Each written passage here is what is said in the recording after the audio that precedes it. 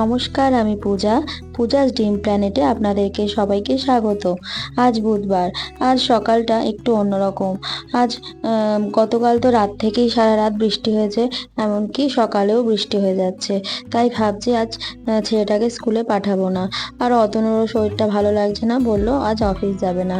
তো তাই ভাবলাম যে আজকে সবার জন্য সকালে একটু ডিম সেদ্ধ আর কলা এটাই টিফিন করে নিই। ওদিকে আমার একটু একটু কাজ আছে, ভাবলাম যে সেই কাজগুলো সেরে নেব।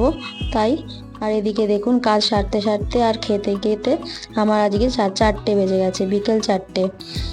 আর এরপর দেখুন আমি সমস্ত গ্যাস মুছে সমস্ত কিছু পরিষ্কার করে রেখে দিয়েছি।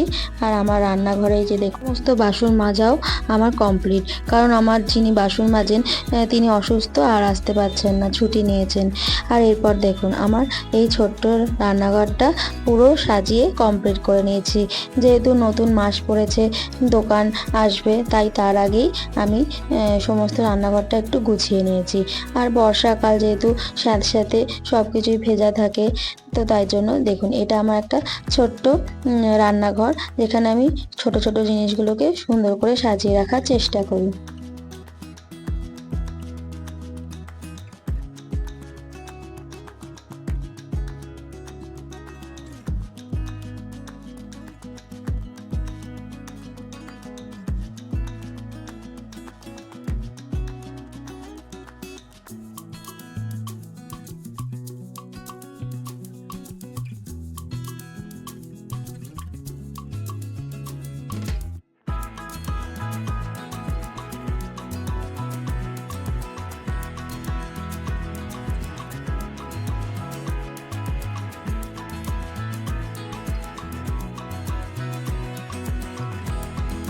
মডিউলার কিচেন না থাকলেও ছোট ছোট জিনিস দিয়ে আমি আমার রান্নাঘরটাকে আমার নিজের মনের মতো করে সুন্দর করে তিল তিল করে সাজিয়ে নিয়েছি বলতে পারেন।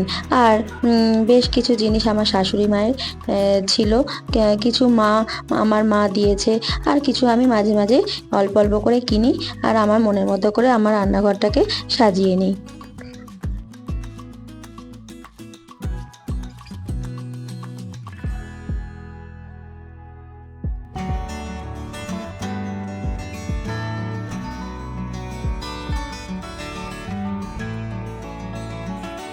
প্রতিটা মেয়েই স্বপ্ন দেখে তার একটা সুন্দর সংসার হবে, তার একটা সুন্দর নিজস্ব রান্নাঘর হবে।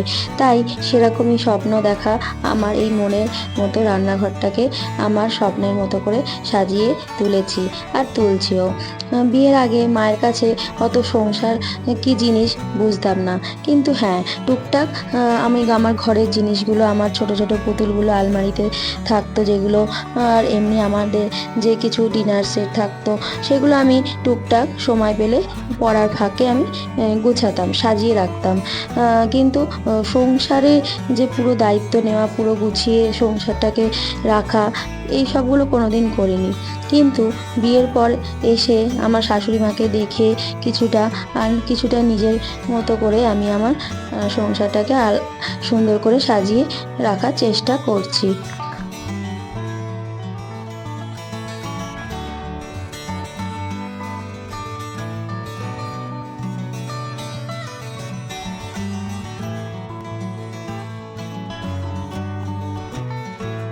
মাঝে মাঝে আমার শাশুড়ি মাকে দেখতাম দোকান লেখার আগে মা আগে দোকানের কী কী জিনিসপত্র বেঁচে গেছে আর কী কী আনতে হবে সেগুলো আগে দেখে নিত।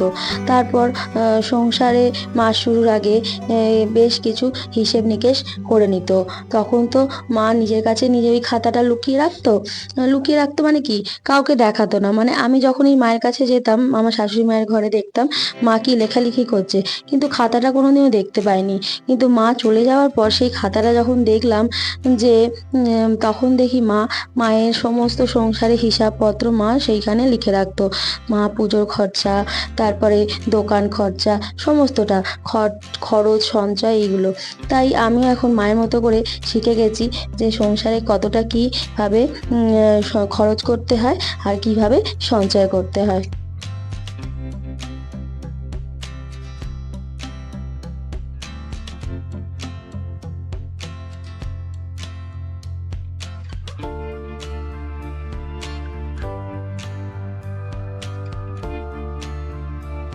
ঈশ্বর আমাদের মেয়েদের মধ্যে সেই 10 হাতটা দিয়ে দেয়, যে 10 হাতটা আমরা দেখতে পাই না, কিন্তু আমাদের মধ্যেই সেই 10 হাতটা বিরাজ করে।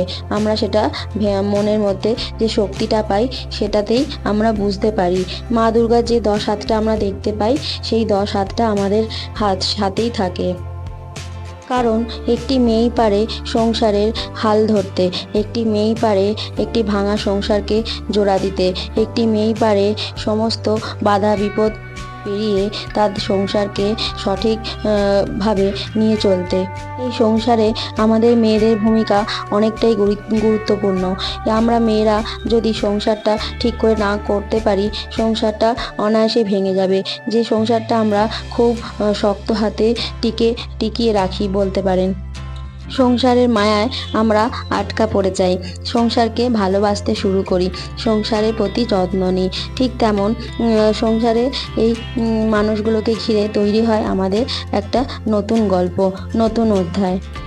বিয়ের আগে যেগুলো আমরা কল্পনাতেও করতে পারি না যে আমাদের বিয়ের পরে কী ভাবে জীবনটা এগোবে, ঠিক সেইগুলো আমাদের সামনে যখন আসে আমরা হাসি মুখে নির্দ্বিধায় ভালোবেসে আমরা সব কাজগুলো করে নিই খুবই সহজে।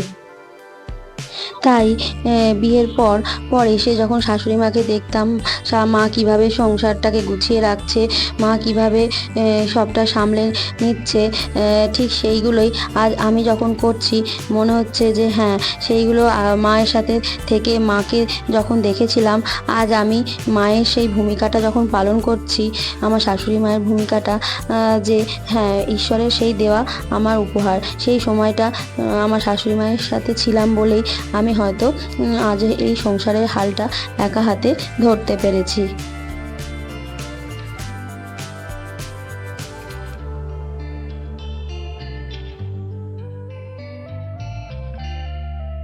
তাই সংসারে প্রতিটা মানুষেরই কিছু না কিছু গুরুত্বপূর্ণ ভূমিকা আছে। প্রতিটা মানুষের মধ্যেই ঈশ্বর আমাদের ভালো খারাপ মিশিয়ে আমাদেরকে এই পৃথিবীতে পাঠান। সেই ভালোটা আমাদেরকে খুঁজতে হবে। আর সংসারে থেকে মায়ের শাশুড়ি মাকে দেখে যে আমি এই যে সংসারটা কেমনভাবে করতে হয় এটা যেমন শিখে গেছি, মায়ের কাছে থেকে যেটা আমি শিখতে পারিনি। মায়ের কাছে আমি আমার নিজের মতো করে জীবনযাপন করেছি, নিজের মতো করে পড়াশোনা করেছি, আবার নিজের মতো করে যখন যেমন পেরেছি আমি আমার বাড়িতে এই কাজগুলো টুকটাক করেছি, কিন্তু এই দায়িত্বটা পুরোপুরিভাবে তো পালন করিনি যেটা আজ করছি। আর হ্যাঁ, বিয়ের আগে যেমন আমার নিজের মাকে দেখেছিলাম মাকে সংসার করতে সুন্দর করে, বিয়ের পর এসে চেয়েছিলাম যে আমার শাশুড়ি মাই নিয়ে তার সংসারটা ধরে রাখুক। মা যখন পারবে না কিংবা মা যখন আমাকে সেই সংসারের দায়িত্ব দেবে, আমি তখনই আমার সংসারের হাল ধরবো। কিন্তু না, মাঝে মাঝে মা দেখতাম যে মা চাইতো যে আমি রান্না বান্না করি, আমি মাঝে মাঝে সংসারের দায়িত্বটা নিই। তো আস্তে আস্তে এইভাবেই আমার সংসারে হাল ধরা। আজ তো মা নেই, আজ দেখুন আস্তে আস্তে ঈশ্বরের কৃপায় আজ আমি আমার সংসারটাকে মোটামুটি একটু গুছিয়ে উঠতে পেরেছি। আর মায়ের আশীর্বাদ তো জানি, মা সবসময় আমার পাশে আছে, ছিল আর থাকবে, কারণ মা ভীষণভাবে আমাকে ভালোবাসতো। এরপর রাত্রিবেলা একটু ডক্টরের কাছে দেখানো ছিল, শরীরটা একটু খারাপ, তাই আমরা দুজনে মিলে ডক্টরের কাছে চলে গেছিলাম। আজকের ভিডিওটা তাহলে এই পর্যন্তই। আপনারা ভালো থাকবেন, সুস্থ থাকবেন, আর ভিডিওটা কেমন লাগলো অবশ্যই কমেন্ট করে জানাবেন, আর যদি ভালো লাগে একটা লাইক করে দেবেন। আপনারা ভালো থাকবেন, সুস্থ থাকবেন। দেখা হচ্ছে পরের একটি ব্লগে।